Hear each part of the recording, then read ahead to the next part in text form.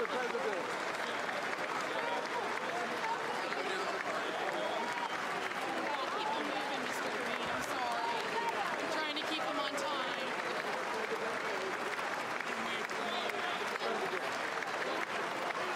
gonna try a selfie.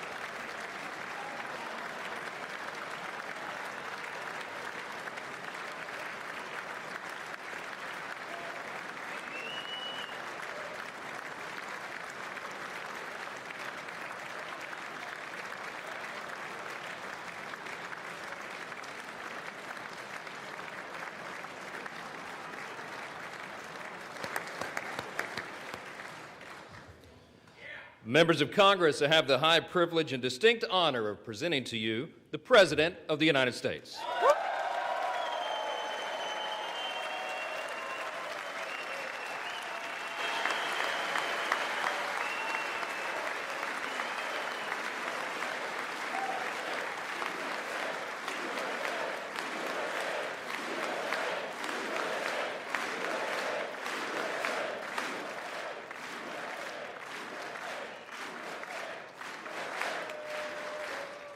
Well, thank you very much, everybody. It's really an honor. Speaker Johnson, Vice President Vance, First Lady of the United States,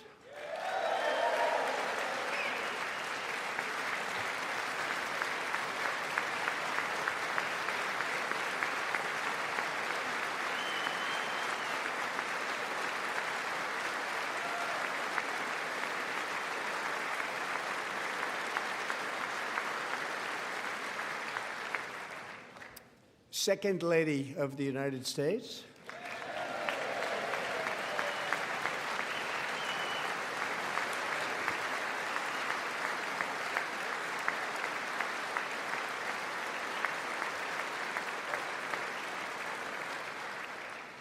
members of Congress, and my fellow Americans.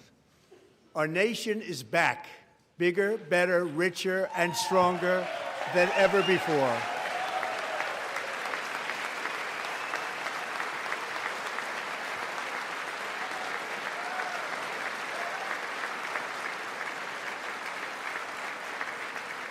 less than 5 months from now, our country will celebrate an epic milestone in American history, the 250th anniversary of our glorious American independence.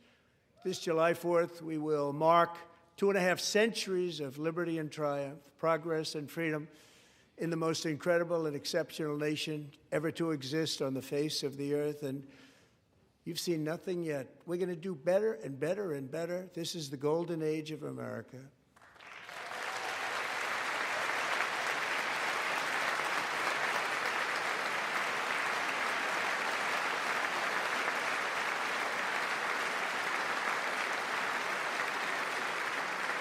When I last spoke in this chamber 12 months ago, I had just inherited a nation in crisis with a stagnant economy, inflation at record levels, a wide-open border, horrendous recruitment for military and police, rampant crime at home, and wars and chaos all over the world. But tonight, after just 1 year, I can say with dignity and pride that we have achieved a transformation like no one has ever seen before, and a turnaround for the ages. It is indeed a turnaround for the ages.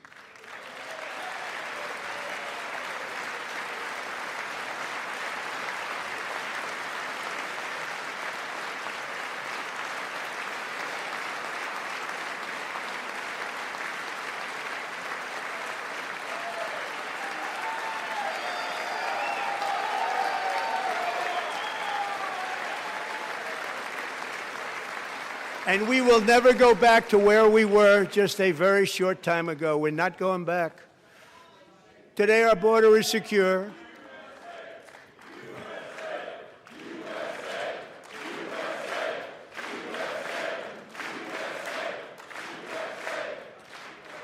Thank you. Today, our border is secure. Our spirit is restored. Inflation is plummeting. Incomes are rising fast. The roaring economy is roaring like never before, and our enemies are scared, our military and police are stacked, and America is respected again, perhaps like never before.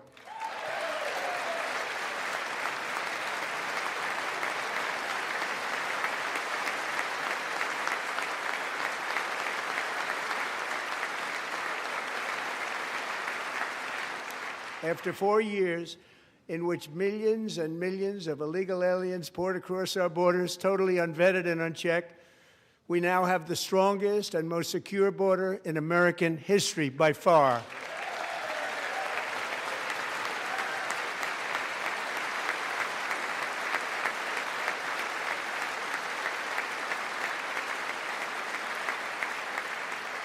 In the past 9 months, 0 illegal aliens have been admitted to the United States.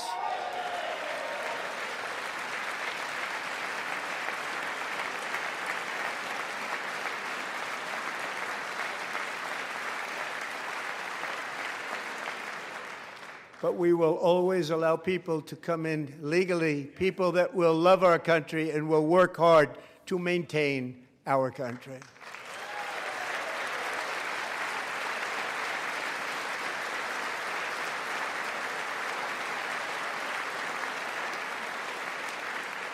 The flow of deadly fentanyl across our border is down by a record 56% in 1 year.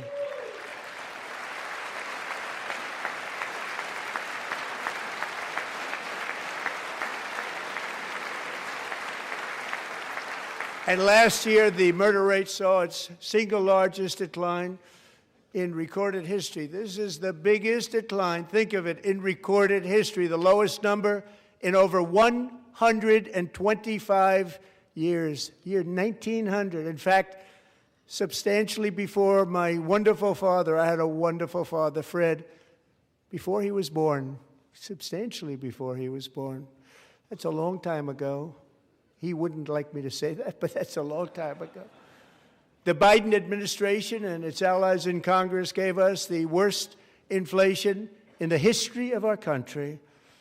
But in 12 months, my administration has driven core inflation down to the lowest level in more than 5 years, And in the last 3 months of 2025, it was down to 1.7%.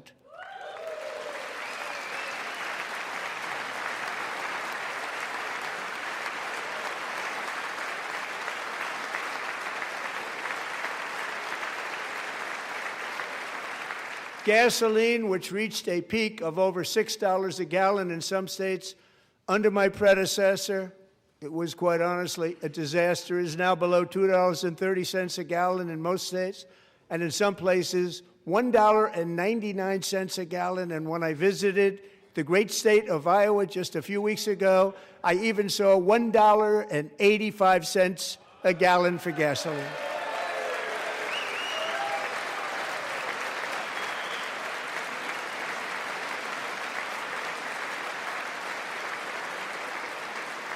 Mortgage rates are the lowest in 4 years and falling fast, and the annual cost of a typical new mortgage is down almost $5,000 just since I took office. 1 year.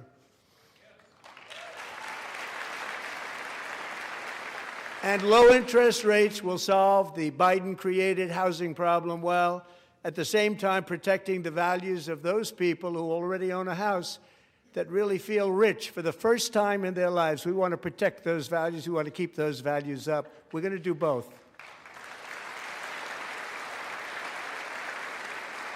And we are going to keep it that way. The stock market has set 53 all-time record highs since the election. Think of that, 1 year. Boosting pensions, 401ks, and retirement accounts for the millions and millions of Americans. They're all gaining. Everybody's up, way up. In 4 long years, the last administration got less than $1 trillion in new investment in the United States. And when I say less, substantially less. In 12 months, I secured commitments for more than $18 trillion pouring in from all over the globe.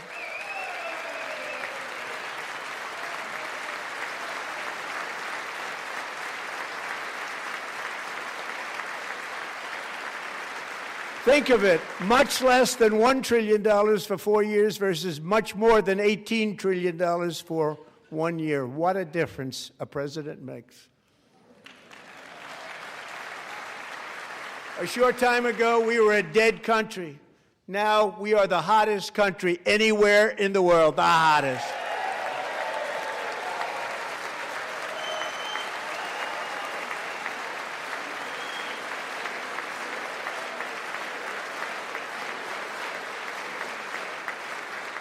As thousands of new businesses are forming and factories, plants, and laboratories are being built, we have added 70,000 new construction jobs in just a very short period of time. It's getting bigger and bigger and stronger. Nobody can believe what they're watching. American oil production is up by more than 600,000 barrels a day, and we just received from our new friend and partner, Venezuela, more than 80 million barrels of oil.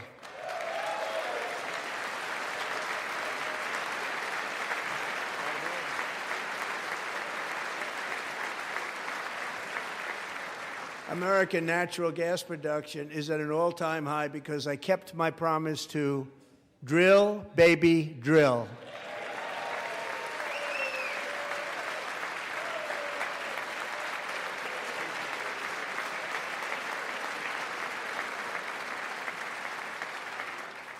More Americans are working today than at any time in the history of our country. Think about that. Any time in the history of our country, more working today. And 100% of all jobs created under my administration have been in the private sector.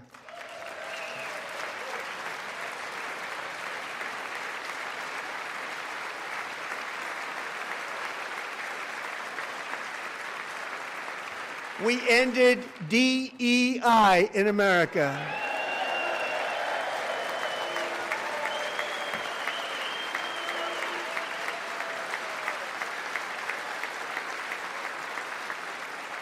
We cut a record number of job-killing regulations, and in 1 year we have lifted 2.4 million Americans, a record, off of food stamps.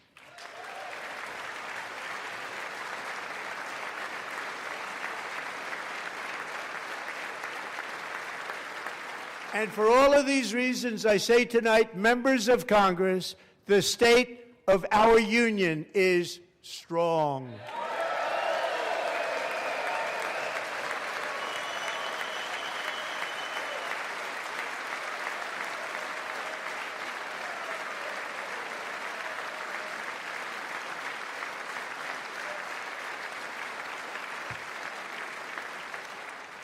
Our country is winning again. In fact, we're winning so much that we really don't know what to do about it.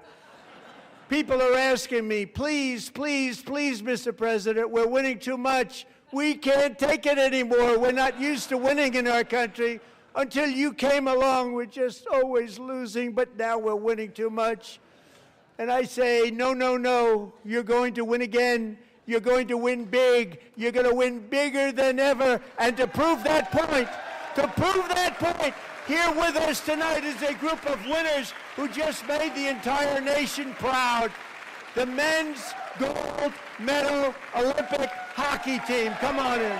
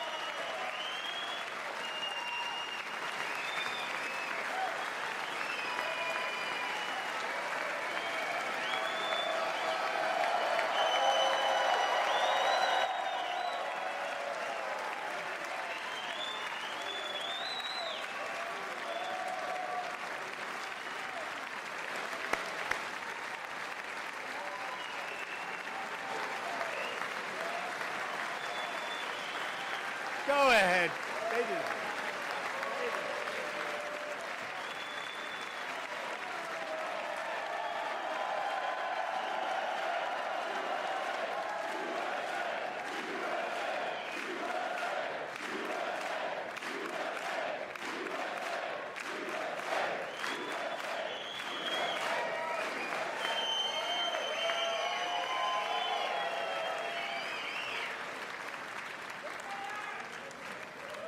That's the first time I've ever seen them get up.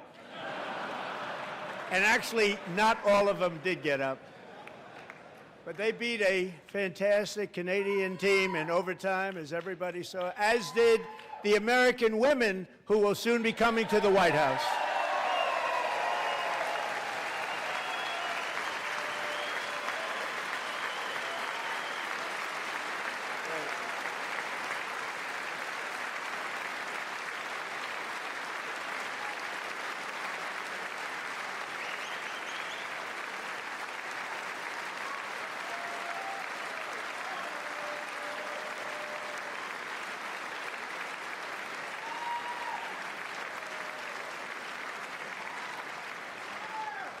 They were in the Oval Office before, and I just want to say a second very big congratulations to Team USA. But I have to say that, and I told them this, and we took a vote of the team. I said, anybody votes no, I'm not doing it. So they stood there, and they weren't about to say no, because I've never seen a goaltender play as well as goalie Connor Hellebuck.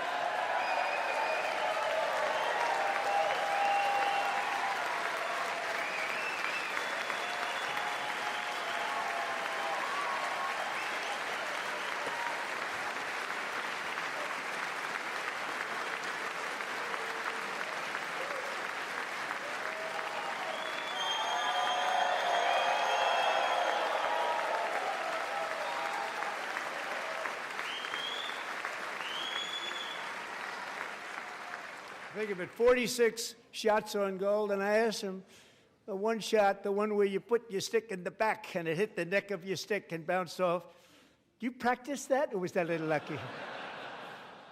He refused to answer that question.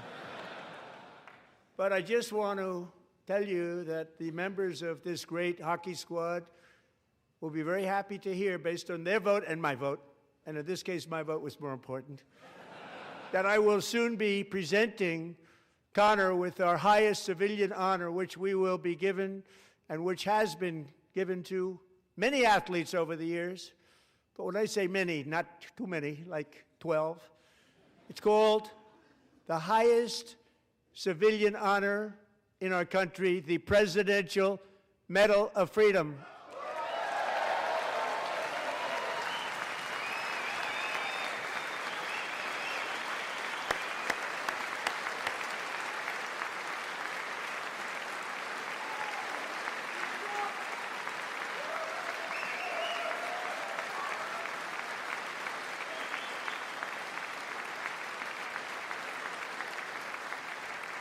Great athletes have gotten that, very great, the best, and I thought he deserved it. And I did take a vote, every single one of them. I said, I'm not giving it if anybody goes no, and every single one of them rapidly put up their hand.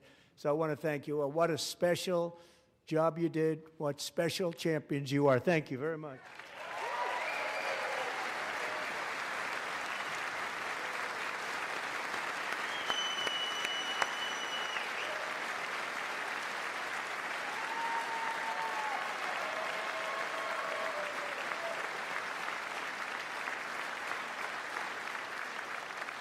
I'm also pleased to say that the next time the Olympic torch is lit, it will be here in America for the 2028 Olympics, and it's the summer version right in Los Angeles. We're going to do a good job in Los Angeles.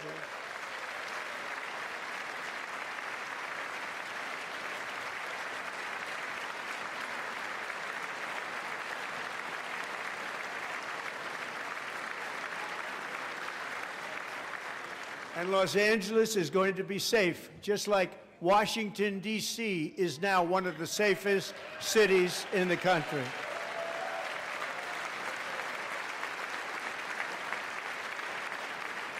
And this year, and I must say I got them both.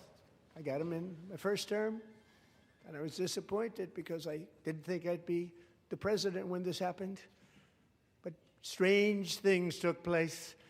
And now I've got them because I got the Olympics and I got the 2026 FIFA World Cup, and I wanted to claim the 250th, but I didn't get away with that one. I couldn't claim that one for myself. But we're getting the World Cup, so we have the World Cup and the Olympics coming, and that is exciting news.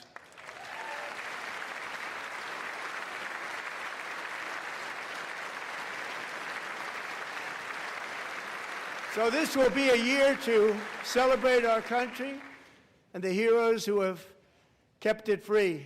Men like Buddy Taggart. At age 17, Buddy volunteered to defend America in World War II, serving in the Pacific under the great General Douglas MacArthur. He fought bravely in the famous Battle of Manila, worked so hard. He was badly wounded and almost killed by enemy machine guns in Luzon. And 81 years ago this month, he liberated the largest internment camp in the Philippines, one of the largest anywhere in the world. But he earned many honors, including a Purple Heart and a Bronze Star, came home, started a family, and tonight he is in the gallery looking forward to July 4th, 2026, his 100th birthday.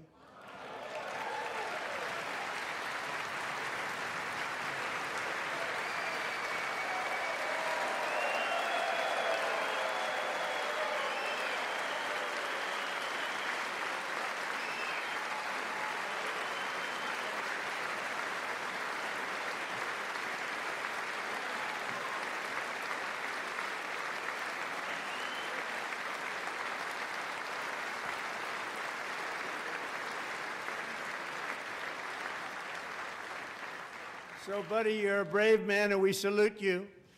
Even in times of challenge, setback, and immense heartache, the spirit of 1776 has always shone through very brightly.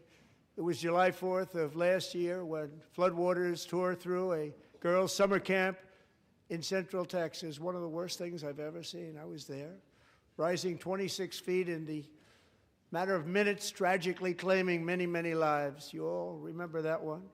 as the waters threatened to sweep her away. 11-year-old Millie Kate McClelland closed her eyes and prayed to God.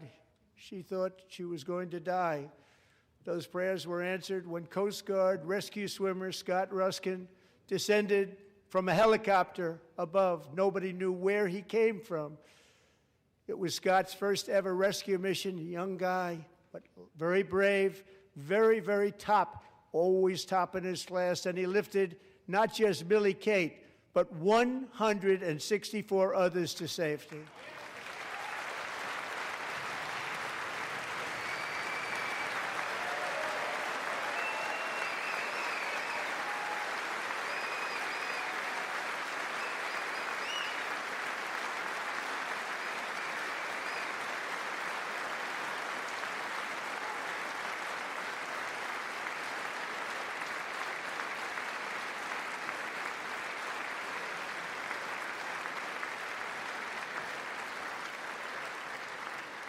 People watched Scott from a distance, and they couldn't believe what they were seeing. The winds were blowing, the rain was pouring, everything was going, and that rapid water, nobody's ever seen anything like it. They said, wow, that's something.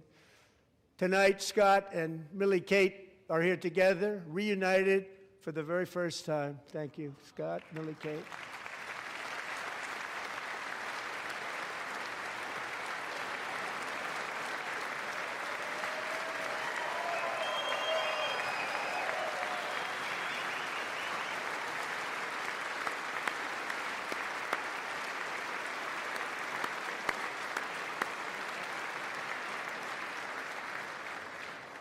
And Petty Officer Ruskin, I'm pleased to inform you that I am now awarding you the Legion of Merit for extraordinary heroism, which is what it was, extraordinary heroism. Thank you.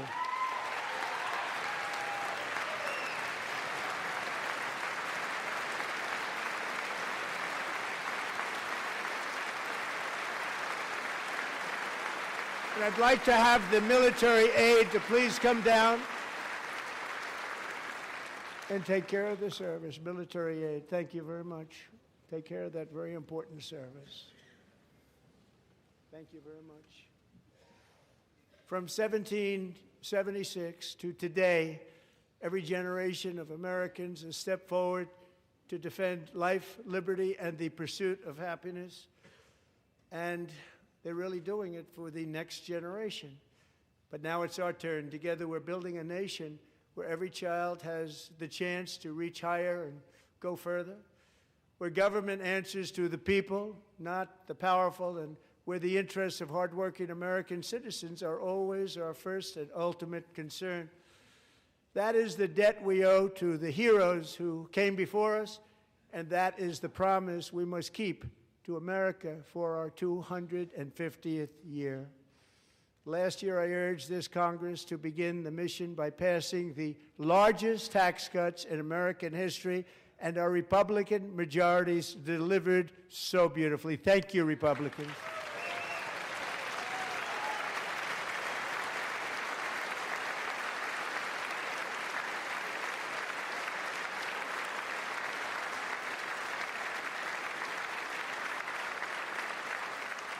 All Democrats, every single one of them, voted against these really important and very necessary massive tax cuts.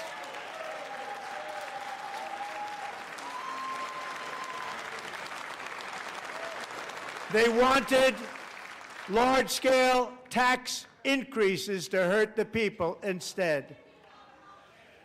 But we held strong, and with the great, big, beautiful bill, we gave you no tax on tips, no tax on overtime, and no tax on Social Security for our great seniors.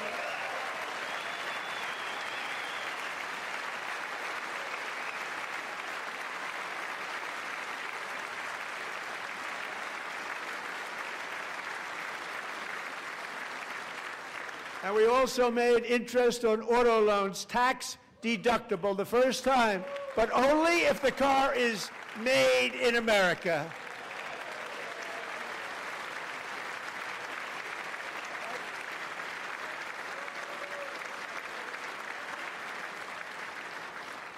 Recently in Pennsylvania, I met Megan Hemhauser, a devoted mom who's homeschools her children, beautiful, 2 children, during the day while waiting tables at night as her husband works overtime operating very heavy equipment.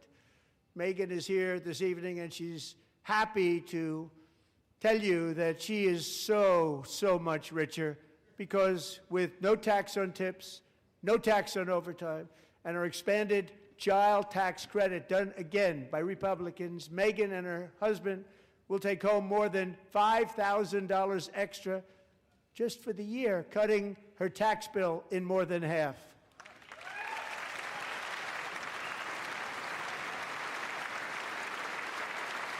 Megan, please stand up. We're fighting for you, Megan.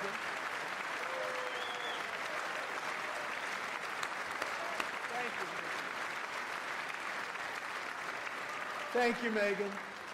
We're fighting for you, Megan. Under our bill, parents like Megan can also activate their children's brand new Trump accounts. And I didn't name it. I did not name that.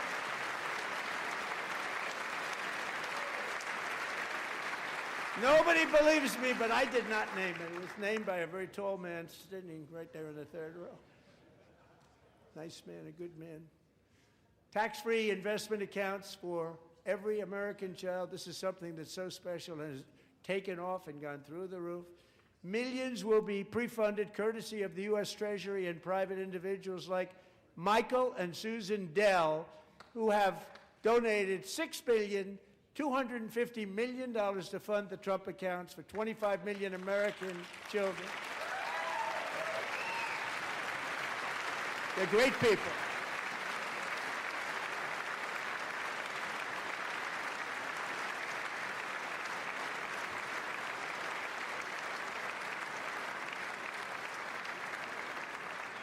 When I asked Michael Dell, how do you make all that money? He said, well, I just sat on my dorm in school, and I made computers, and I'd sell them to people, and I just kept selling and selling and selling, and pretty amazing story. That's called the American dream. He sold a lot of computers, a lot of those laptops, so I congratulate him on that, but I really thank him and Susan, as well as others like Brad Gerstner, a very tremendous guy. He was behind it right from the beginning. Brad Gerstner. Thank you, Brad.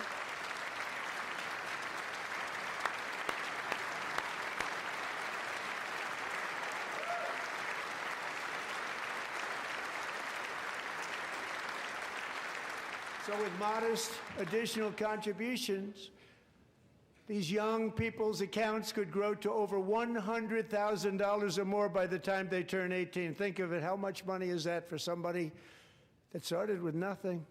Over 100,000, could be much more than that. To make this investment in our children's future, go to trumpaccounts.gov, trumpaccounts.gov. And a lot of people are doing it. It's setting every record in the book. It's popular. They knew what it was going to take. I'm so proud of them. I'm so proud of the people that got it started. And now it's just taken off. One of the primary reasons for our country's stunning economic turnaround, the biggest in history, where the Dow Jones broke 50,000 4 years ahead of schedule, and the S&P hit 7,000, where it wasn't supposed to do it for many years, were tariffs. I used these tariffs, took in hundreds of billions of dollars to make great deals for our country, both economically and on a national security basis. Everything was working well. Countries that were ripping us off for decades are now paying us hundreds of billions of dollars. They were ripping us so badly, you all know that. Everybody knows it. Even the Democrats know it. They just don't want to say it. And yet these countries are now happy, and so are we. We made deals. The deals are all done. And they're happy. They're not making money like they used to, but we're making a lot of money. There was no inflation, tremendous growth, and the big story was how Donald Trump called the economy correctly, and 22 Nobel Prize winners in economics didn't. They got it totally wrong. They got it really wrong. And then just 4 days ago, an unfortunate ruling from the United States Supreme Court. It just came down. It came down. Very unfortunate ruling. But the good news is that almost all countries and corporations want to keep the deal that they already made, right, Scott? Knowing that the legal power that I, as president, have to make a new deal could be far worse for them, and therefore they will continue to work along the same successful path that we had negotiated before the Supreme Court's unfortunate involvement. So despite the disappointing ruling, these powerful, country-saving, it's saving our country, the kind of money we're taking in, peace-protecting. Many of the wars I settled was because of the threat of tariffs. I wouldn't have been able to settle them without. Will remain in place under fully approved and tested alternative legal statutes. And they have been tested for a long time. They're a little more complex, but they're actually probably better, leading to a solution that will be even stronger than before. Congressional action will not be necessary. It's already time-tested and approved. And as time goes by, I believe the tariffs paid for by foreign countries will, like in the past, substantially replace the modern-day system of income tax, taking a great financial burden off the people that I love.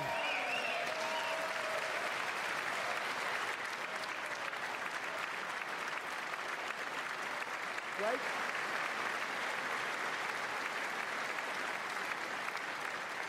Moving forward, factories, jobs, investment, and trillions of dollars will continue pouring into the United States of America because we finally have a president who puts America first. I put America first. I love America.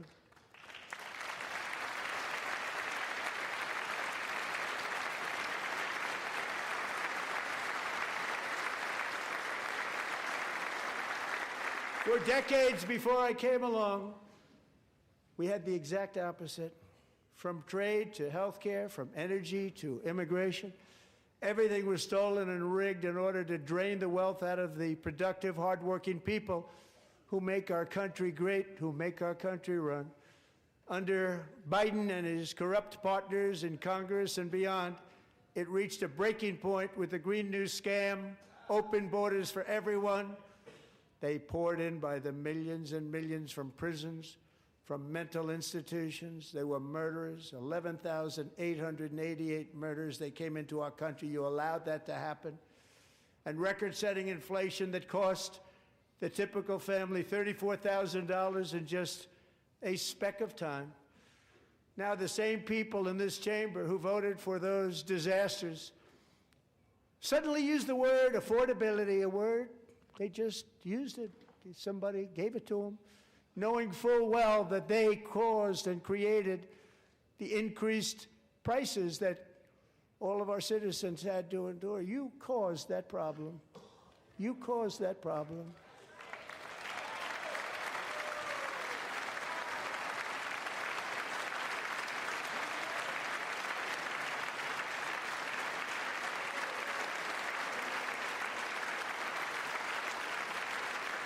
They knew their statements were a lie. They knew it.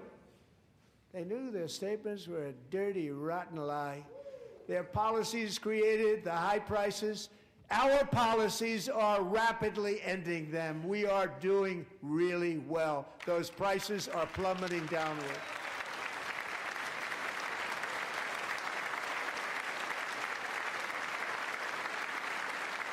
The price of eggs is down 60%, Madam Secretary, thank you. The cost of chicken, butter, fruit, hotels, automobiles, rent is lower today than when I took office by a lot. And even beef, which was very high, is starting to come down significantly. Just hold on a little while, we're getting it down. And soon you will see numbers that few people would think were possible to achieve just a short time ago. Nobody can believe when they see the kind of numbers, and especially energy, when they see energy going down to numbers like that, they cannot believe it. It's like another big tax cut. I'm also confronting one of the biggest ripoffs of our times, the crushing cost of health care caused by you. Since the passage of the Unaffordable Care Act, sometimes referred to as Obamacare, big insurance company that's gotten rich. It was meant for the insurance companies, not for the people. With our government giving them hundreds and hundreds of billions of dollars a year as their stock prices soared 1,000, 1,200, 1,400, and even 1,700%, like nothing else. That's why I introduced the great health care plan. I want to stop all payments to big insurance companies and instead give that money directly to the people so they can buy their own health care, which will be better health care at a much lower cost.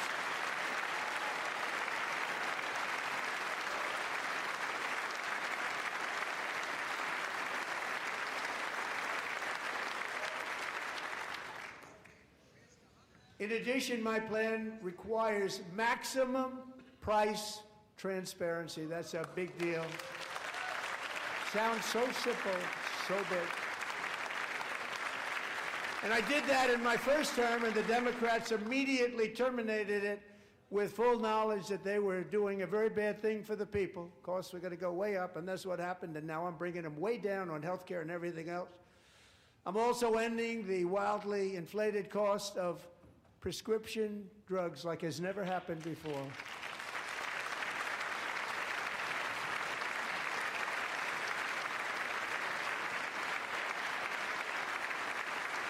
Other presidents tried to do it, but they never could. They tried.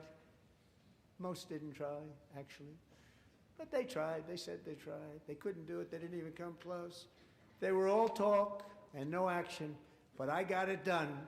Under my just enacted most favored nation agreements, Americans who have for decades paid by far the highest prices of any nation anywhere in the world for prescription drugs will now pay the lowest price anywhere in the world for drugs.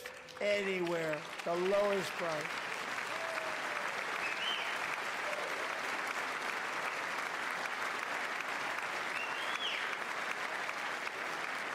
So in my first year of the second term,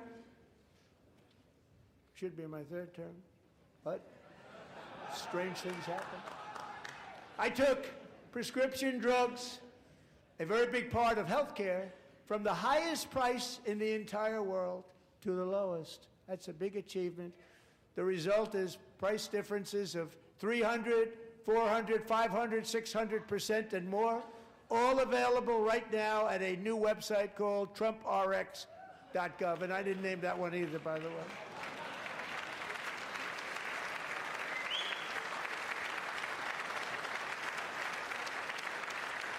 And here tonight is the very first customer ever to get that big discount, and it is big, Catherine Rayner. For 5 years, she and her husband have struggled with infertility, and they turned to IVF. One drug has been costing Catherine $4,000 to purchase, but a few weeks ago, she logged onto the TrumpRx website and got that same drug that cost $4,000, got it for under $500. A reduction of much more, actually, than $3,500. Catherine, we are all praying for you, and you're going to be a great mom.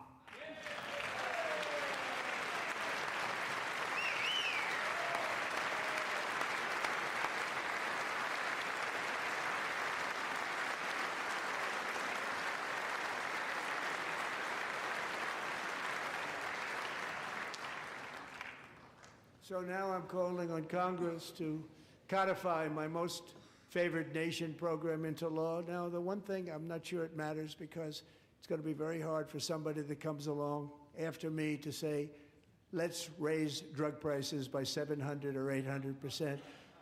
But John and Mike, if you don't mind, codify it anyway. They may do it. Codify it anyway. Thank you. Many Americans are also concerned that energy demand from AI data centers could unfairly drive up their electric utility bills. Tonight, I'm pleased to announce that I have negotiated the new Ratepayer Protection Pledge. You know what that is? We're telling the major tech companies that they have the obligation to provide for their own power needs. They can build their own power plants as part of their factory so that no one's prices will go up And in many cases, prices of electricity will go down for the community, and very substantially down. This is a unique strategy never used in this country before. We have an old grid. It could never handle the kind of numbers, the amount of electricity that's needed. So I'm telling them they can build their own plant. They're going to produce their own electricity. It will ensure the company's ability to get electricity while at the same time lowering prices of electricity for you, and could be very substantial for all of you cities and towns. You're going to see some good things happen over the next number of years. Another pillar of the American dream that has been under attack is home ownership. With us tonight is Rachel Wiggins, a mom of two from Houston. She placed bids on 20 homes and lost all of those bids to gigantic investment firms that bypassed inspection, paid all cash, and turned those houses into rentals, stealing away her American dream. She was devastated. Stories like this are why last month I signed executive order to ban large Wall Street investment firms from buying up in the thousands single-family homes.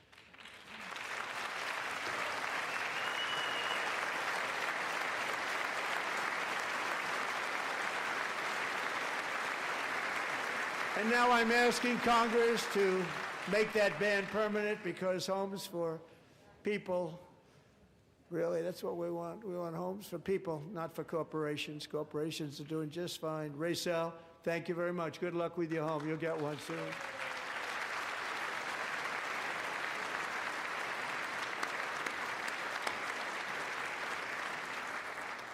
We're also working to make it easier for Americans to save for retirement. And under this administration, we will always protect Social Security and Medicare. They are not protecting it for our seniors. We will always protect Social Security, Medicare, Medicaid.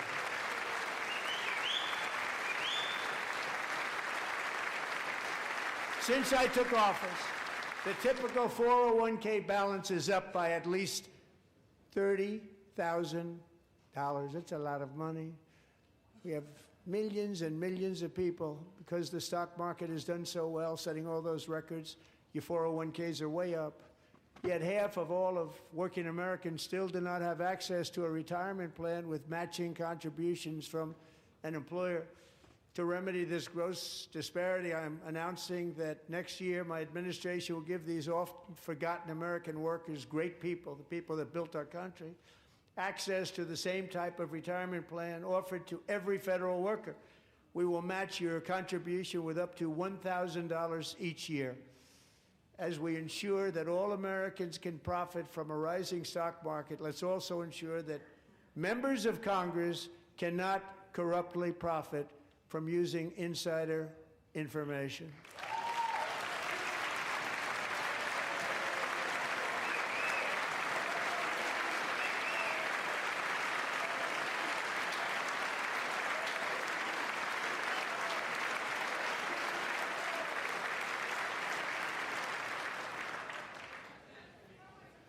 They stood up for that. I can't believe it. I can't believe it. Did Nancy Pelosi stand up if she's here? Doubt it. Pass the Stop Insider Trading Act without delay.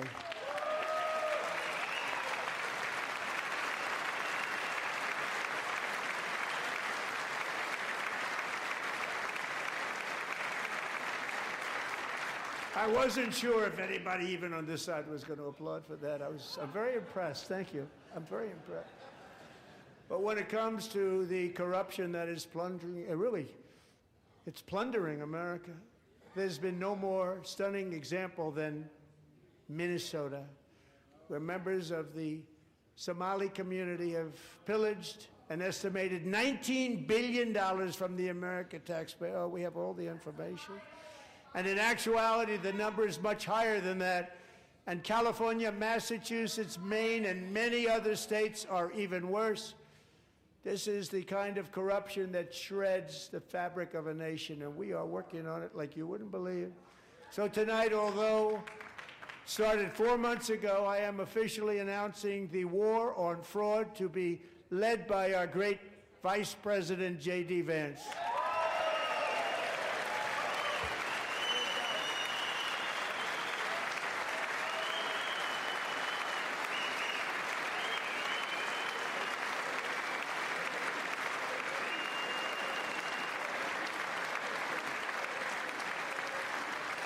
get it done. And if we're able to find enough of that fraud, we will actually have a balanced budget overnight. It'll go very quickly. That's the kind of money you're talking about. We'll balance our budget.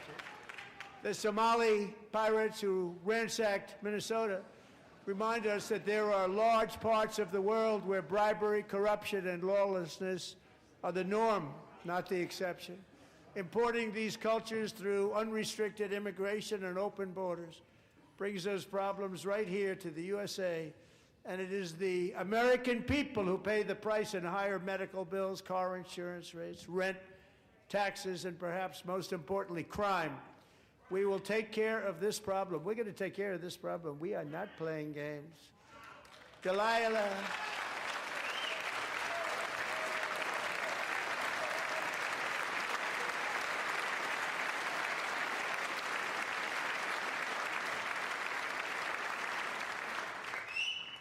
Delilah Colvin was only 5 years old in June 2024 when a 18-wheel tractor trailer plowed into her stopped car traveling at 60 miles an hour or more. The driver was an illegal alien let in by Joe Biden and given a commercial driver's license by open borders politicians in California. Doctors said Delilah would never be able to walk or talk, have a good life. She wouldn't even be able to eat again. But against all odds, she is now in the first grade learning to walk, and she's here this evening with her dad, Marcus, a fantastic man. Delilah, please, you are a great inspiration. Please stand up.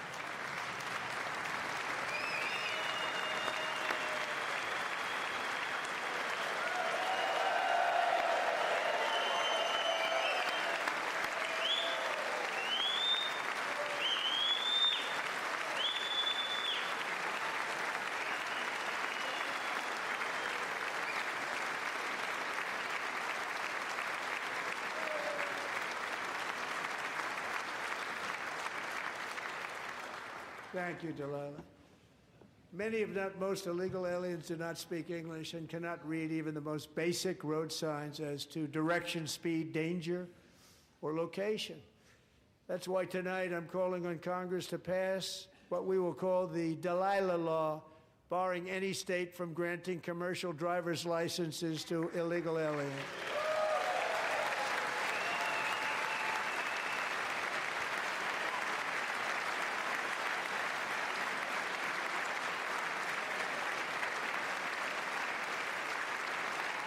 And yesterday, as you probably saw at the White House, I hosted a ceremony with Americans who lost their treasured loved ones to the scourge of illegal immigration. People came into our country, how we allowed this to happen with our open borders. These are the angel moms and families that for decades our government betrayed and our media totally ignored. It was terrible. Hard to believe, actually. In 2023, a 16-year-old high school cheerleader named Elizabeth Medina was supposed to perform in her town's Christmas parade, but she never arrived. Her mother, Jacqueline, went home to look for her, and she found her lying dead in a bathtub, bleeding profusely after being stabbed 25 times. Elizabeth's killer was a previously arrested illegal alien who had broken in and brutally extinguished the brightest light in her family's life, violently and viciously. Her heartbroken mother is in the gallery to remind everyone in this chamber exactly why we are deporting illegal alien criminals to our country at record numbers, and we're getting them the hell out of here fast. We don't want them.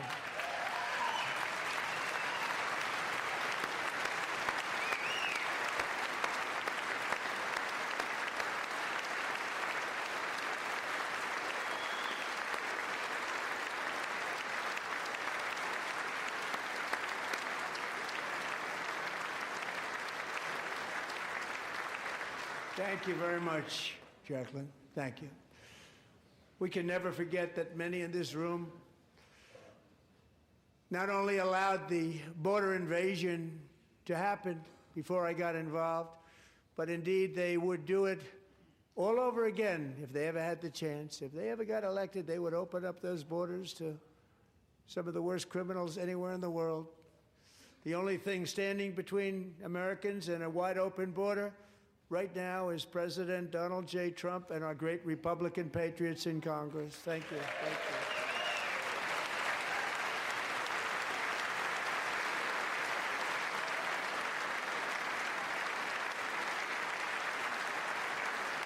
As we speak, Democrats in this chamber have cut off all funding for the Department of Homeland Security. It's all cut off. It's all cut off.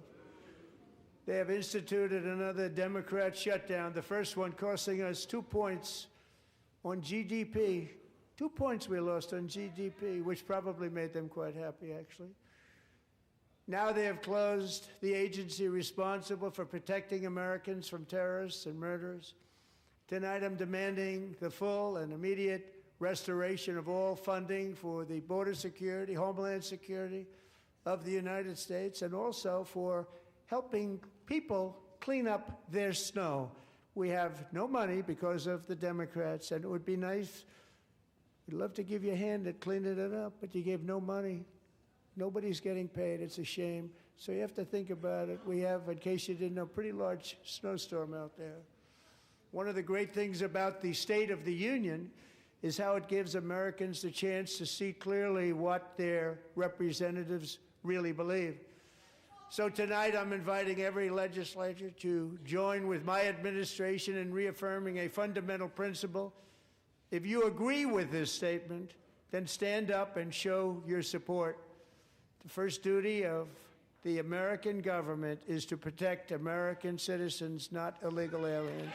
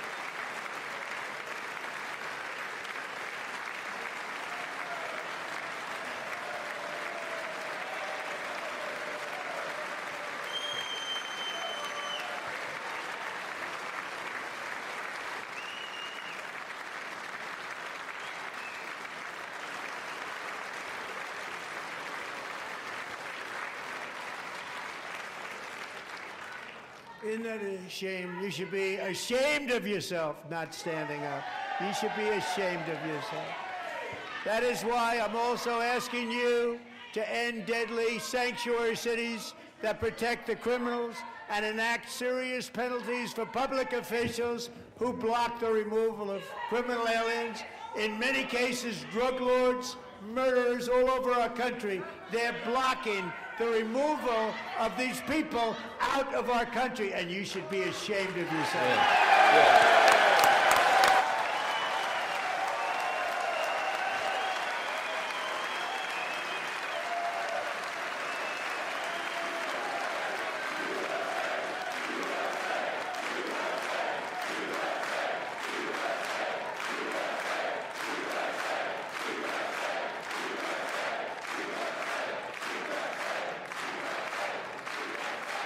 And perhaps most importantly, I'm asking you to approve the Save America Act.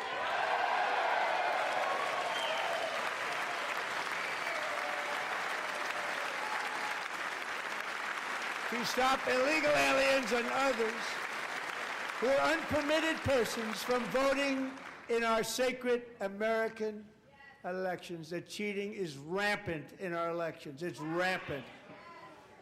It's very simple. All voters must show voter ID.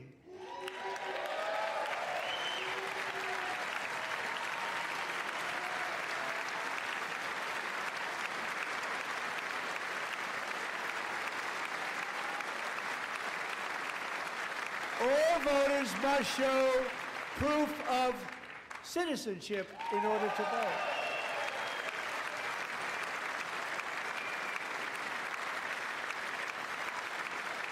And no more crooked mail-in ballots except for illness, disability, military, or travel. None. And this should be an easy one. And by the way, it's polling at 89%, including Democrats. 89%.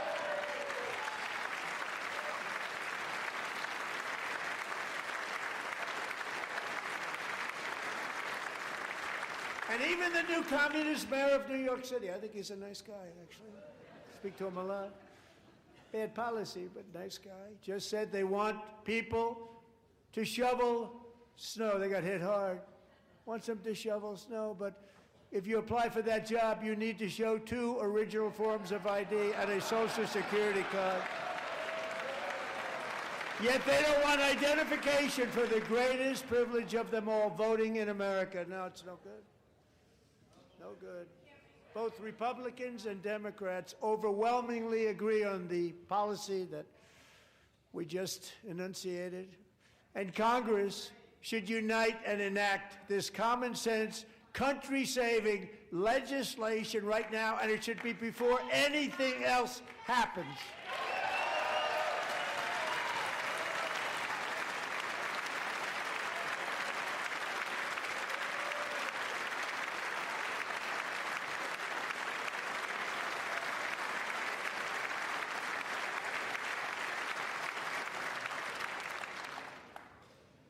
And the reason they don't want to do it, why would anybody not want voter ID? One reason, because they want to cheat. There's only one reason. They make up all excuses. They say it's racist. They come up with things you almost say, what imagination they have. They want to cheat. They have cheated, and their policy is so bad that the only way they can get elected is to cheat. And we're going to stop it. We have to stop it, John.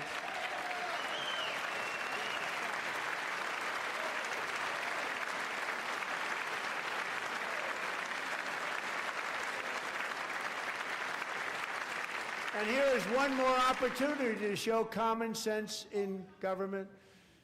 In the gallery tonight are Sage Blair and her mother, Michelle. In 2021, Sage was 14 when school officials in Virginia sought to socially transition her to a new gender, treating her as a boy and hiding it from her parents. Hard to believe, isn't it? Before long, a confused Sage ran away from home after she was found in a horrific situation in Maryland. A left-wing judge refused to return Sage to her parents because they did not immediately state that their daughter was their son. Sage was thrown into an all-boys state home and suffered terribly for a long time. But today, all of that is behind them because Sage is a proud and wonderful young woman with a full-ride scholarship to Liberty University. Sage and Michelle, please stand up.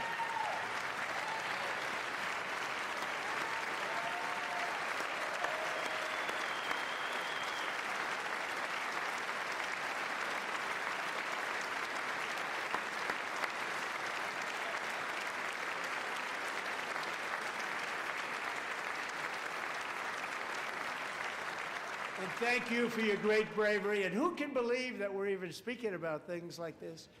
15 years ago, if somebody was up here and said that, they'd say, what's wrong with him? But now we have to say it because it's going on all over numerous states without even telling the parents.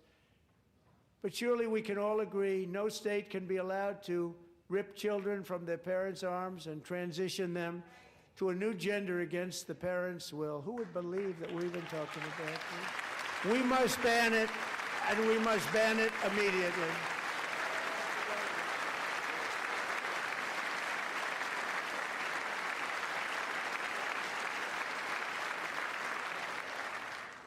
Look, nobody stands up. These people are crazy, I'm telling you.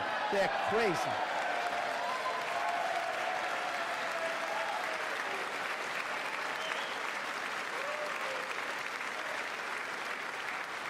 Amazing. Incredible. Boy, oh boy. We're lucky we have a country. With people like this, Democrats are destroying our country, but we've stopped it just in the nick of time, didn't we?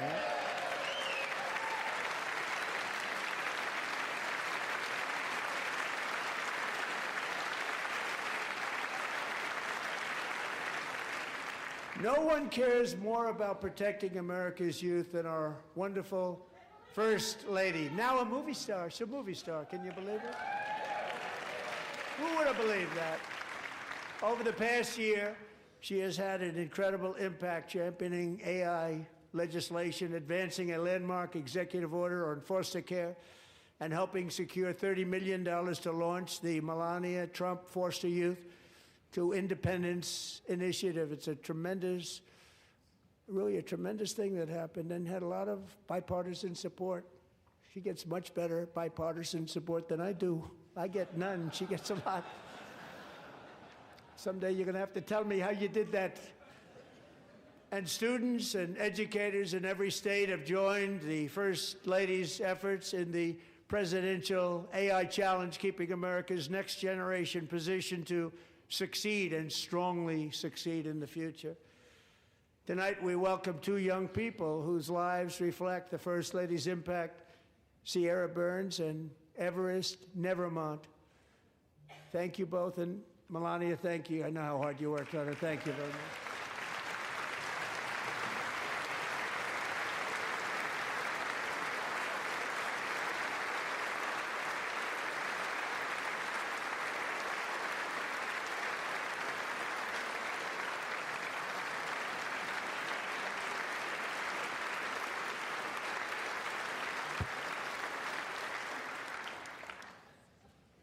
I'm very proud to say that during my time in office, both the first 4 years and in particular this last year, there has been a tremendous renewal in religion, faith, Christianity, and belief in God. Tremendous renewal.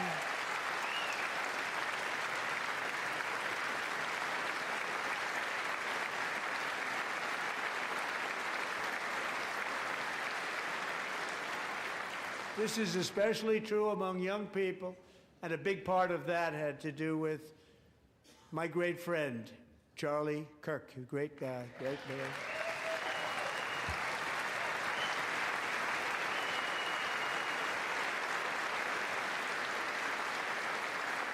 So last year, Charlie was violently murdered by an assassin and martyred, really martyred for his beliefs. His wonderful wife, Erica, is with us tonight. Erica, please stand.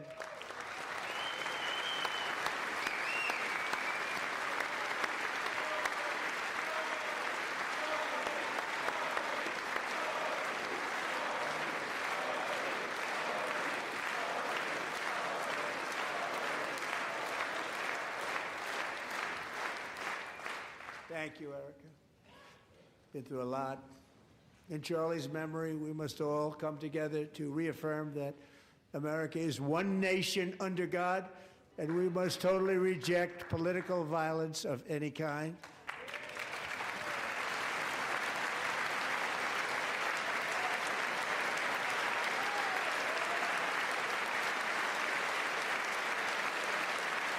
We love religion, and we love bringing it back, and it's coming back at levels that nobody actually thought possible. It's really a beautiful thing to see.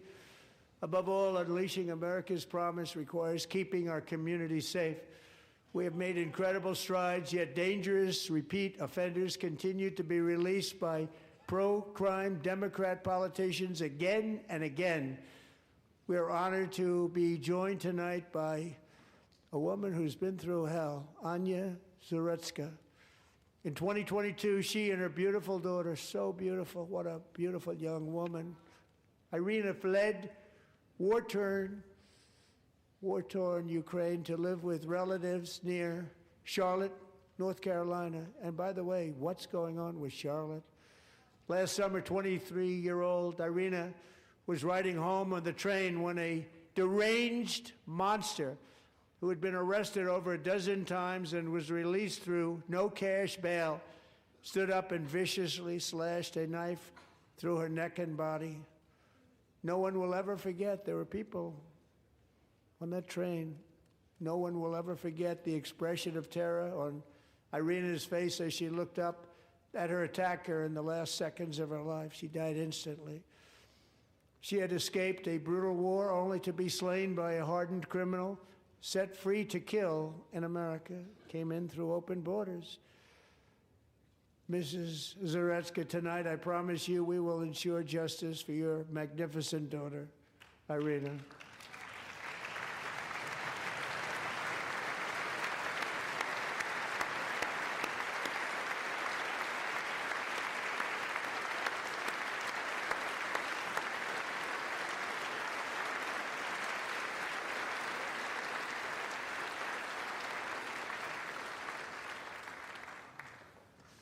How do you not stand? How do you not stand? I'm asking this Congress to pass tough legislation to ensure that violent and dangerous repeat offenders are put behind bars, and importantly, that they stay there.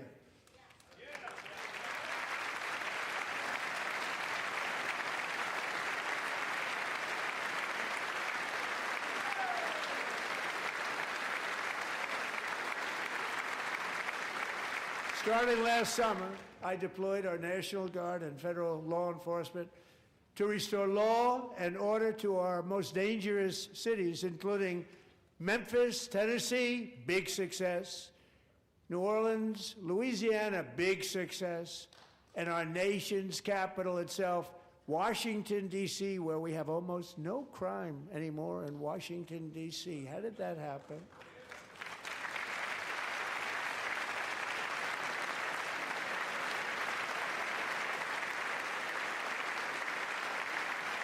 In fact, crime in Washington is now at the lowest level ever recorded, and murders in D.C. this January were down close to 100% from a year ago.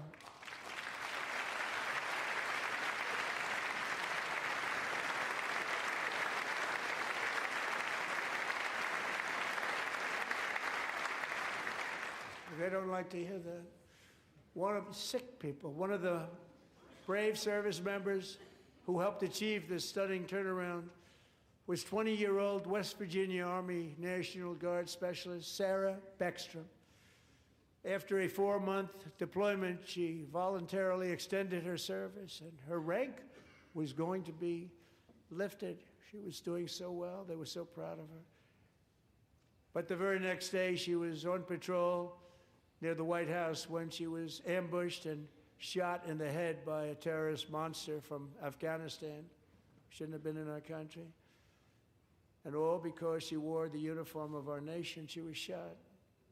He traveled here because he didn't like people wearing our uniform. He was sick and deranged, shouldn't have been in our country. Sarah Beckstrom died in order to defend our capital, and we are honored to be joined by her wonderful parents, Gary and Eva Lee. Your daughter was a true American patriot, and she will be greatly missed. She was a great person. I saw reports on her. They've never seen anything like her.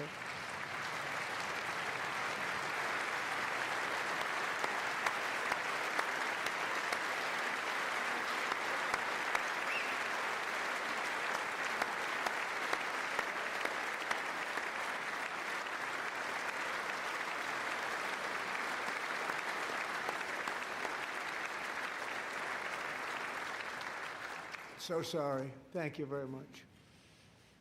A great young lady. I saw reports that were like, perfect. She was perfect. Serving alongside Sarah that day was Staff Sergeant Andrew Wolf. The terrorist shot Andrew in the head, and no one thought he could possibly make it. The two of them, Sarah and Andrew, both shot violently in the head. Neither was expected to make it.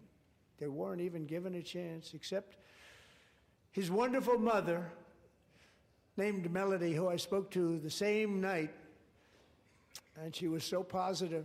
The doctors thought that Andrew was gone, but his mother said, no, no, Mr. President, Andrew will be fine. He's going to make it. I've never seen anything like it. I mean, he was given almost no chance. She said, I have no doubt, sir, he's going to be okay. This was a conversation that I had with her that night, with her son laying helplessly in bed, blood all over. Everybody is praying, she said, sir, he will be okay. The doctors didn't understand what she was saying, and after looking at the results of the damage done, neither did I. She was so strong and conclusive that even Andrew's great father felt she didn't really understand the gravity of the situation. But she turned out to be right. Right, Melody? She turned out to be right.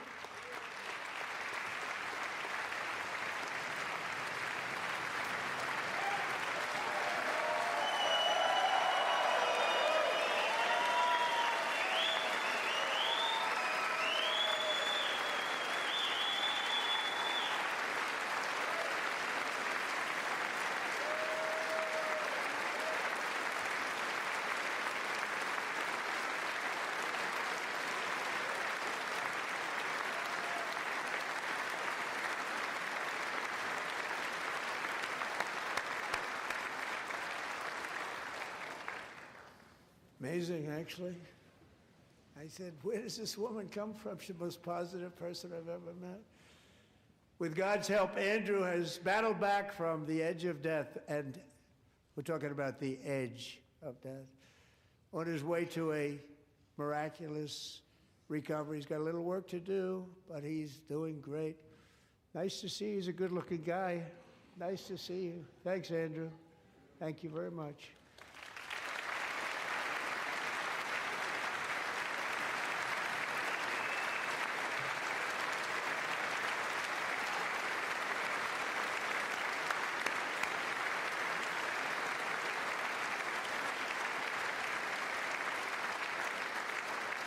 So, Andrew, while you're up, now I'm going to ask a highly respected General James Seward to present Staff Sergeant Andrew Wolf and the great family of Sarah Beckstrom with the award created by our late, great President George Washington himself. It's called the Purple Heart.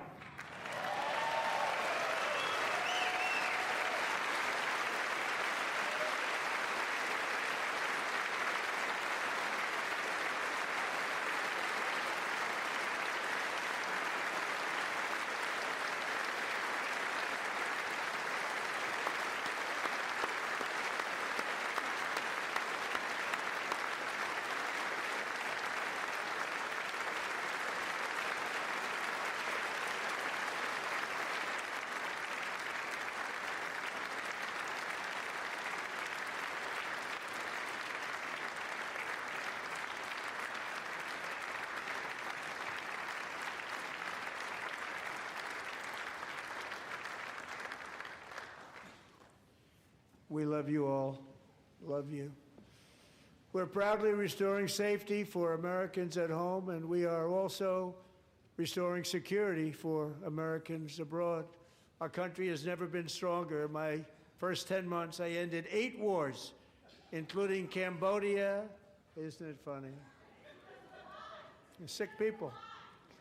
Cambodia and Thailand, Pakistan and India. Would have been a nuclear war. 35 million people, said the Prime Minister of Pakistan, would have died if it were not for my involvement. Kosovo and Serbia, Israel and Iran, Egypt and Ethiopia, Armenia and Azerbaijan, the Congo and Rwanda, and of course the war in Gaza, which proceeds at a very low level. It's just about there. And I want to thank Steve Witkoff and Jared Kushner for your help. Thank you, Steve. Thank you, Jared.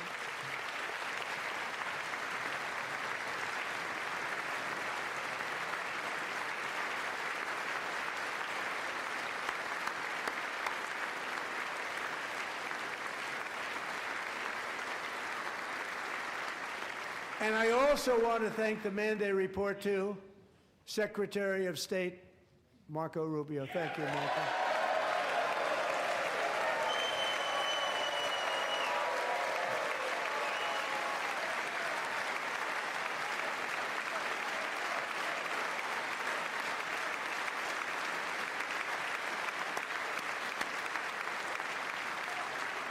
People don't like you. You know, Marco got 100% of the votes when he was in confirmation. I think our next one was about 54%. And some of the Democrats are now saying, I can't believe we approved that guy. And he said it's an honor that they feel that way, right, Marco? You have done a great job, great Secretary of State. I think he'll go down as the best ever.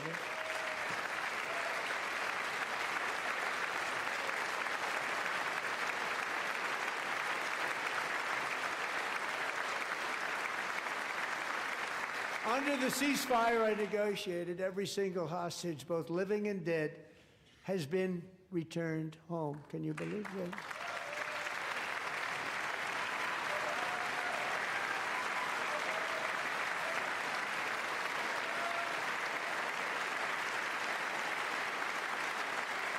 Nobody thought it was possible. Nobody thought that was possible. Both living and dead, and those parents who had a dead son, their boy, they'd always tell me their boy, they wanted him as much as though he were living. It was an amazing period of time, and they came back, and when we got all of the living hostages back, and many, many before them, but I always said those last 20 are going to be very tough, but we got many, many more, hundreds. But I said those last 20 are going to be tough. We got them back, but we only got back 14 or 15 of the dead of the 28. And believe it or not, Hamas worked along with Israel, and they dug and they dug and they dug. It's a tough thing to do, going through bodies all over, passing up 100 bodies sometimes for each one that they found. Tough job. And they finally got it back to 27. And then Steve and Jared, they got it back to 28. They found all 28. Nobody thought that was possible, but we did it. And I remember the family of the 28th. They were so grieved, but they were so happy as it's possible to be. They had their boy back. The mother said, "Sir, we have our boy back." What a period of time that was, but we got them all back. So thank you both very much. Great job.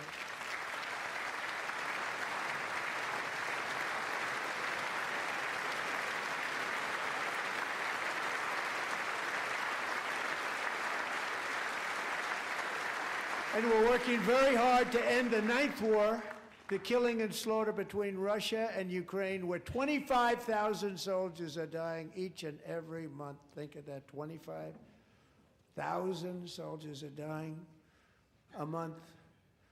A war which would have never happened if I were president, would have never happened. As president, I will make peace wherever I can, but I will never hesitate to confront threats to America wherever we must. That's why in a breakthrough operation last June, the United States military obliterated Iran's nuclear weapons program with an attack on Iranian soil known as Operation Midnight Hammer.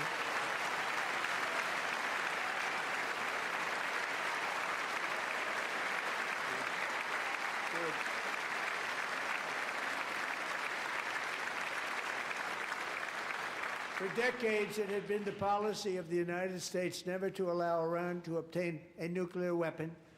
Many decades. Since they seized control of that proud nation 47 years ago, the regime and its murderous proxies have spread nothing but terrorism and death and hate.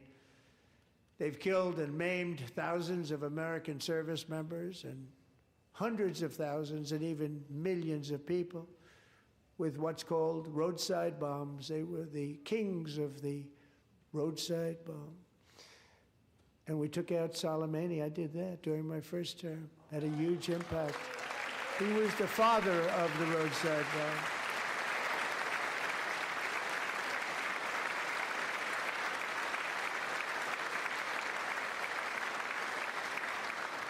And just over the last couple of months with the protests, they've killed at least, it looks like 32,000 protests, 32,000 protesters in their own country.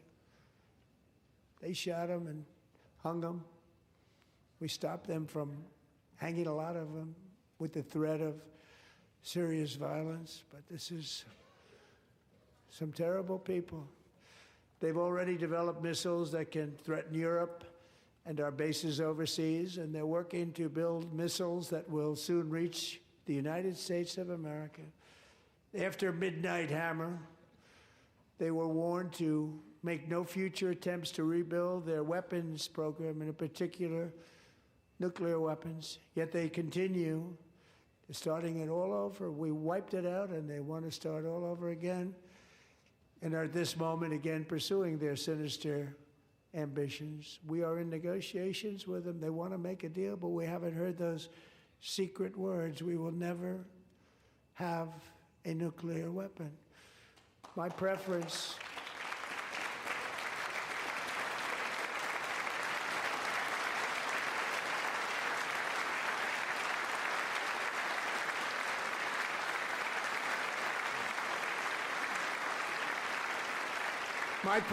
is to solve this problem through diplomacy.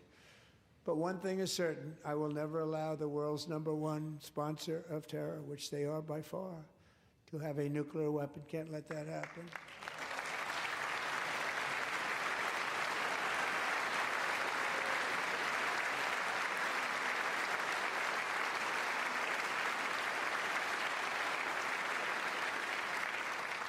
And no nation should ever doubt America's resolve.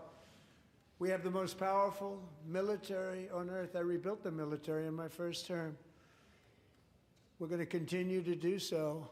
Also, we just approved a $1 trillion budget. We have no choice. We have to be strong, because hopefully we will seldom have to use this great power that we built together. It's really called peace through strength, and it's been very, very effective.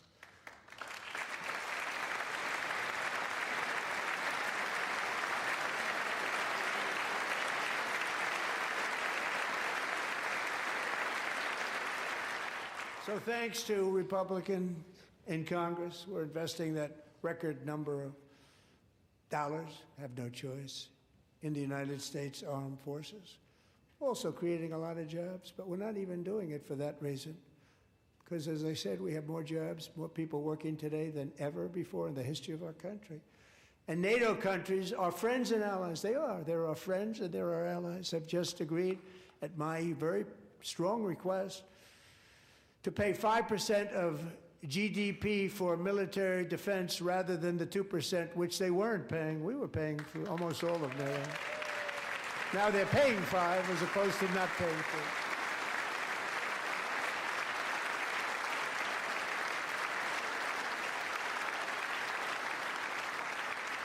4. And getting that 5% was something which everyone said would never be done, could not happen. We got it really easily with one meeting.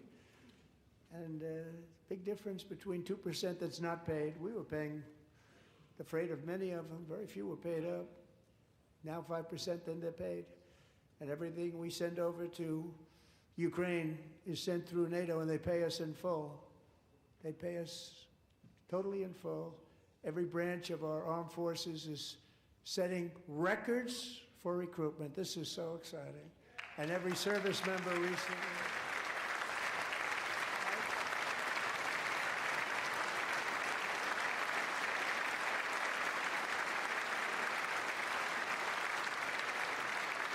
And every service member recently received a warrior dividend of $1,776.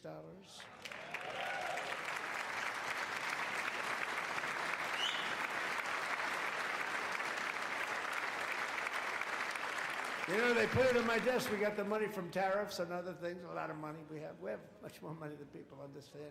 Have to rebuild that program a little bit, but it won't take long. But we got the money, and it was $1,775, and they wanted my approval. And I said, what's the number? $1,775. I said, wait a minute, for $1 more, we can have $1,776. It's going to, I said, we're going to figure that. I never asked anybody if we could afford it. $1 more. I said 1776. And I said, that's good. And I'll tell you what, our military, that was 4 months ago, our military, I never see a person in the military that doesn't thank me for it, so we're honored to do it. They deserve it. And we call it 1776. It was great. And we love our military. We love our law enforcement. We love our firemen. You know, the firemen don't get mentioned enough. We love our firemen. We're also...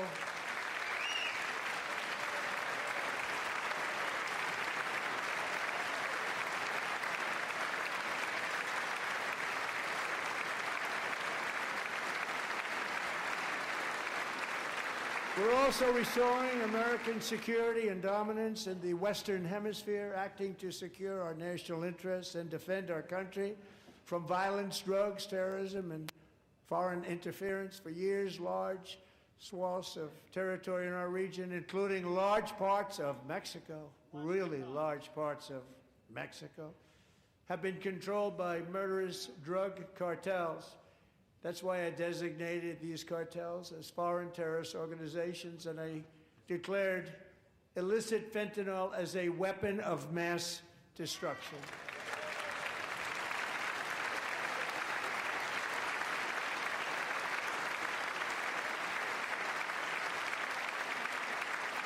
And with our new military campaign, we have stopped record amounts of drugs coming into our country and virtually stopped it completely coming in by water or sea. You probably noticed that. We very seriously damaged their fishing industry also. Nobody wants to go fishing anymore. We've also taken down one of the most sinister cartel kingpins of all. You saw that yesterday. In January,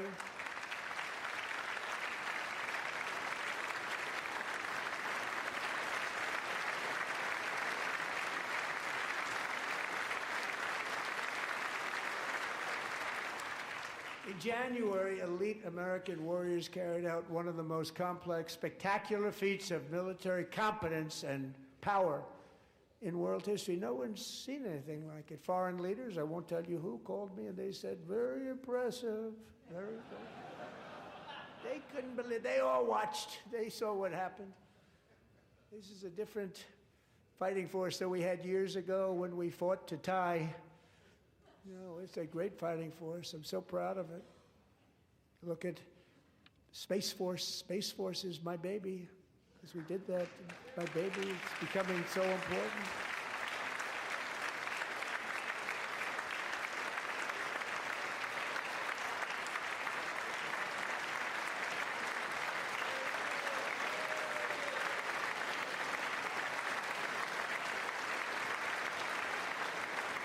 And America's armed forces overwhelmed all defenses and utterly defeated an enemy, good fighters, to end the reign of outlaw dictator Nicolas Maduro and bring him to face American justice.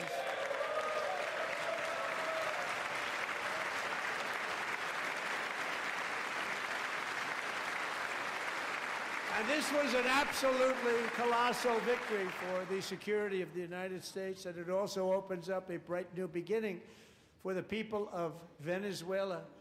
We're working closely with the new president of Venezuela, Delcy Rodriguez, to unleash extraordinary economic gains for both of our countries and to bring new hope to those who have suffered so terribly.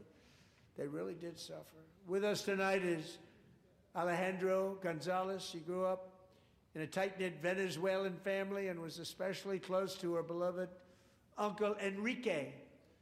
But after Enrique ran for office and opposed Maduro, he was kidnapped by Maduro's security forces and thrown into the regime's really infamous prison in Caracas.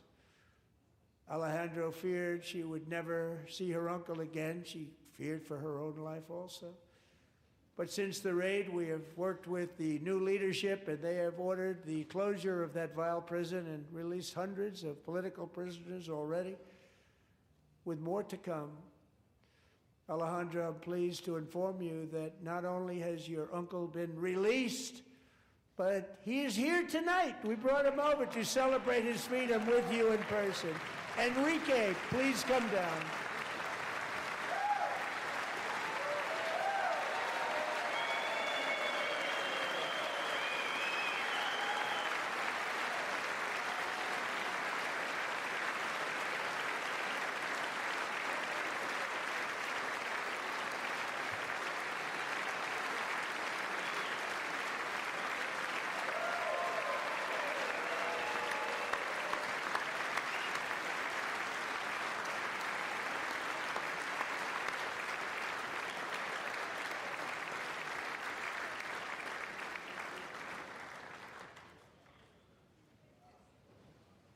Thank you, Enrique. Have a good time.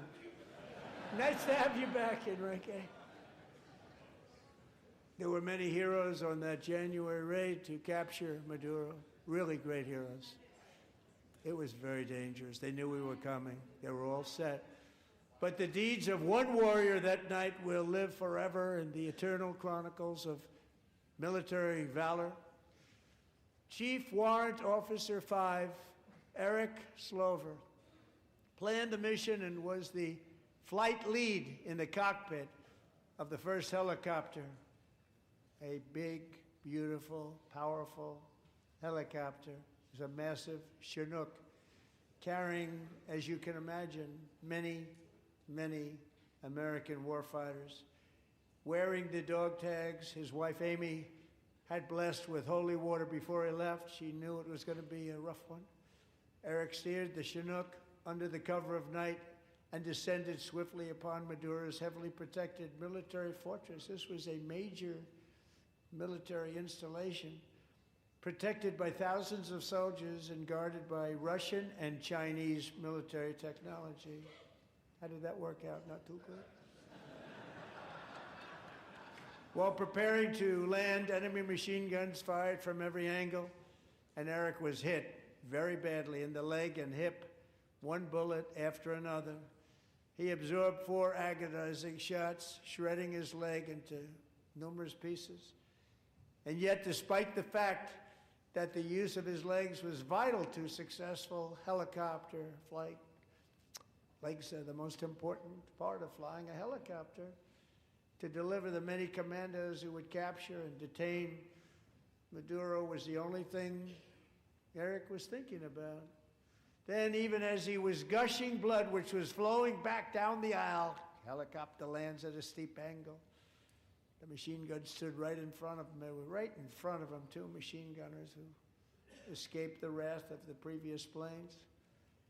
Eric maneuvered his helicopter with all of those lives and souls to face the enemy and let his gunners eliminate the threat. Turned the helicopter around so the gunners could take care of business, saving the lives of his fellow warriors from what could have been a catastrophic crash deep in enemy territory. Only after safely landing the helicopter with all the warriors aboard in the exact right spot, which was vital to the mission, we probably would have had to maybe cancel the mission if that didn't happen. Eric told his co-pilot, also wounded but not as gravely, to take over. I'm about ready to pass out. The success of the entire mission and the lives of his fellow warriors hinge on Eric's ability to take searing pain. It was unbelievable what's happened to his legs, of the bullets, and keep on flying and landing, and people knew what was happening. Everybody in the back of the helicopter knew because they saw the blood pouring down the aisle. Chief Warrant Officer Slover is still recovering from his serious wounds, but I'm thrilled to say that he is here tonight with his wife, Amy, Eric, and Amy, come on in.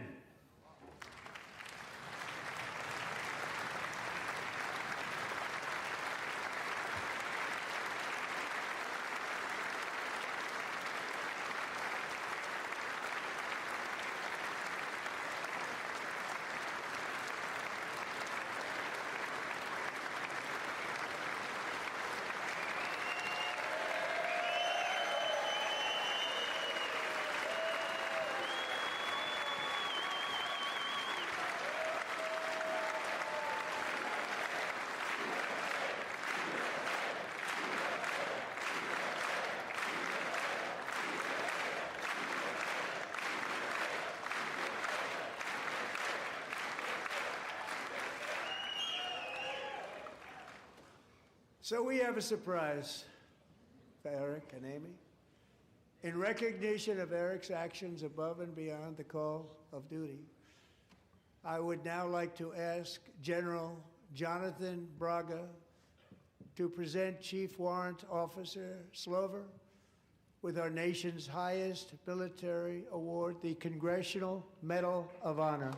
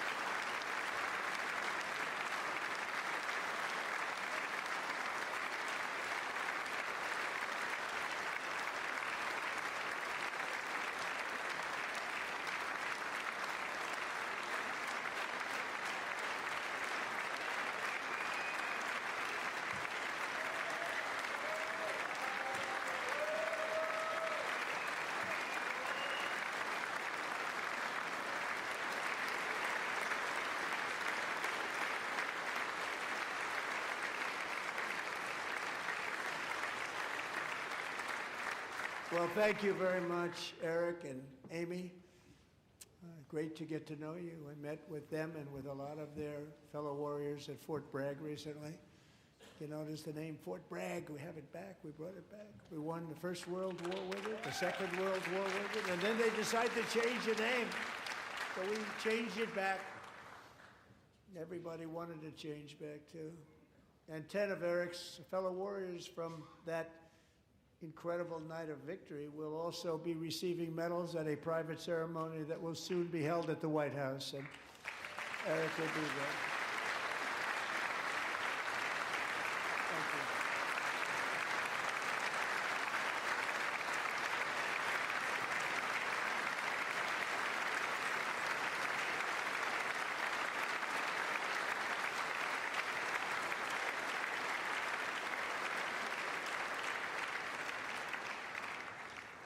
Thank you, Eric.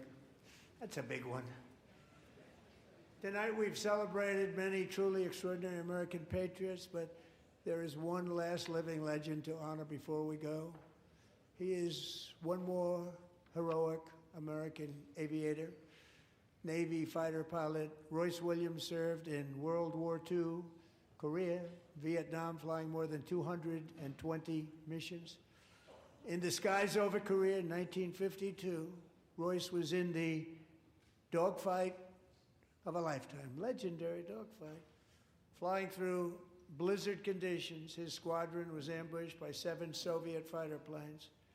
It was his first aerial combat of the war, and despite being massively outnumbered and outgunned, Royce led the takedown of 4 enemy jets and almost destroyed the others, vanquishing his adversaries while taking 263 bullets to his own plane and being seriously hurt.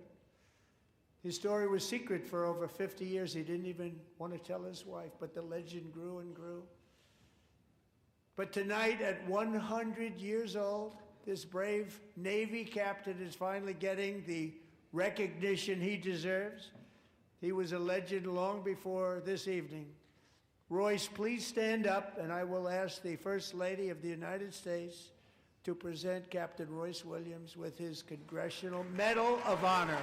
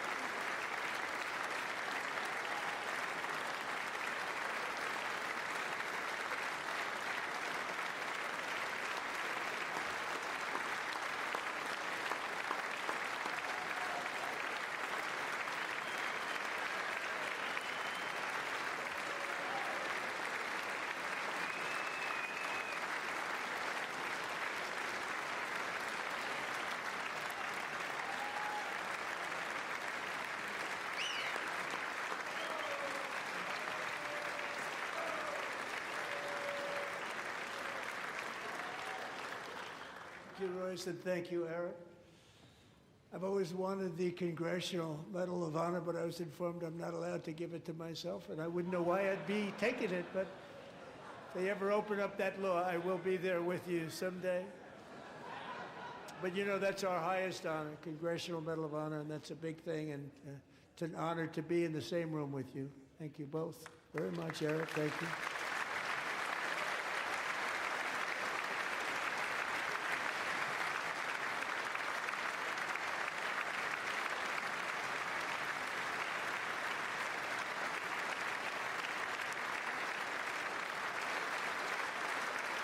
Thank you. 250 years is a long time in the life of a nation, but in another sense, it's really a mere moment in the eye of history. Two of the gentlemen we met in the gallery this evening took their first breaths 1 century ago, 100 years before that, on July 4th, 1826, the author of the Declaration of Independence, brilliant, Thomas Jefferson, drew his last breath. Just a single long human lifespan separates the giants who declared and won our independence from the heroes who stand among us tonight. Everything our nation has done, everything we have achieved, has been the work of those few great lifetimes.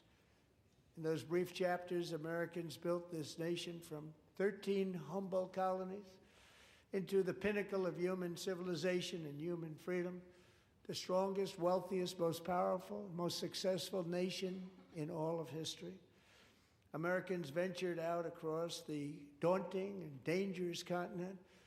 We carved paths through an unforgiving wilderness, settled a boundless frontier, and tamed the beautiful but very, very dangerous Wild West. From empty marshes and wide open plains, we raised up the world's greatest cities. Together, we mastered the world's mightiest industries and shattered history's monstrous tyrannies. And we liberated millions from the chains of fascism, communism, oppression, and terror. Americans lifted humanity into the skies on the wings of aluminum and steel. And then we launched mankind into the stars on rockets powered by sheer American will and unyielding American pride. We wired the globe with our ingenuity. We captivated the planet with American culture. And now we are pioneering the next great American breakthroughs that will change the entire world. All of this and so much more is the enduring legacy, unmatched glory of the hardworking patriots who built and defended this country and who still carry the hopes and freedoms on all of humanity's backs. For years they were forgotten, betrayed, and cast aside, but that great betrayal is over and they will never be forgotten again, because when the world needs courage, daring, vision, and inspiration, it is still turning to America. And when God needs a nation to work his miracles, he knows exactly who to ask. There is no challenge Americans cannot overcome, no frontier too vast for us to conquer, no dream too bold for us to chase, no horizon too distant for us to claim. For our destiny is written by the hand of providence, and these first 250 years were just the beginning. From the rugged border towns of Texas to the heartland villages of Michigan, from the sun-kissed shores of Florida to the endless fields of the Dakotas, and from the historic streets of Philadelphia to right here in our nation's capital, Washington, D.C., the golden age of America is upon us. The revolution that began in 1776 has not ended. It still continues because the flame of liberty and independence still burns in the heart of every American patriot. And our future will be bigger, better, brighter, bolder, and more glorious than ever before. Thank you, God bless you, and God bless America.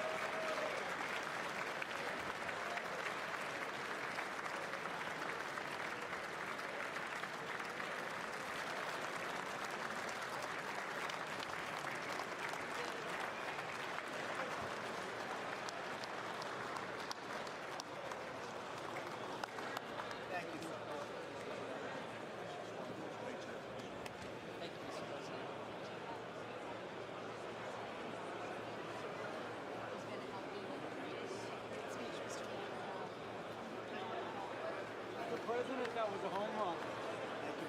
President. Hey. Okay, you too. All right. You're the best. Thank you.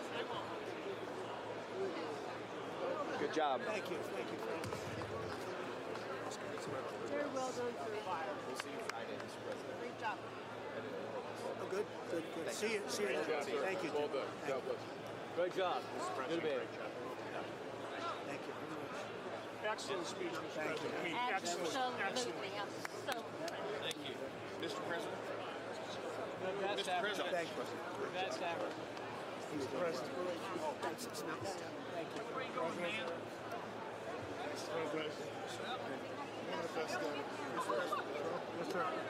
interesting, Mr. President. One of the best. I'm so proud of yourself. Thank you for honoring those veterans. Well, Luger. Virginia. Thanks. Good. I think you should take the rest of the day off. I think we have to. We're going to have to. Thank you. All right, guys. You killed it. Thank you, What a Virginia. great Best speech. speech with the president. It was amazing. It really was. Home run. Really a grand slam. Grand slam. America loves you. Thank you. It was amazing. America loves you.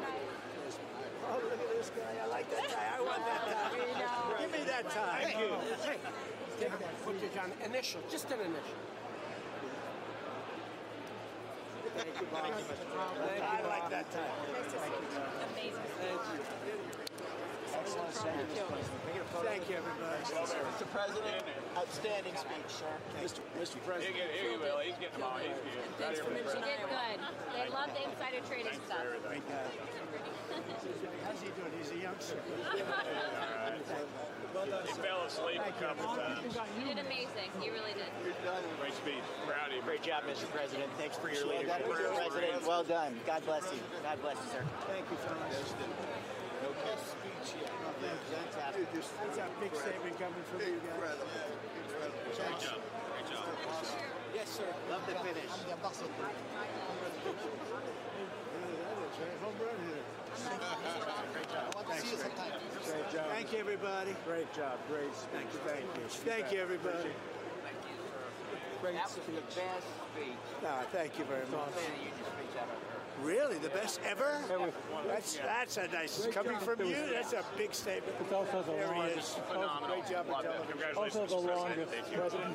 Thank you so much. Take care. Thank you very much. Still need to talk to you. Congratulations, Mr. President. Thank you. Mr. President. It's great.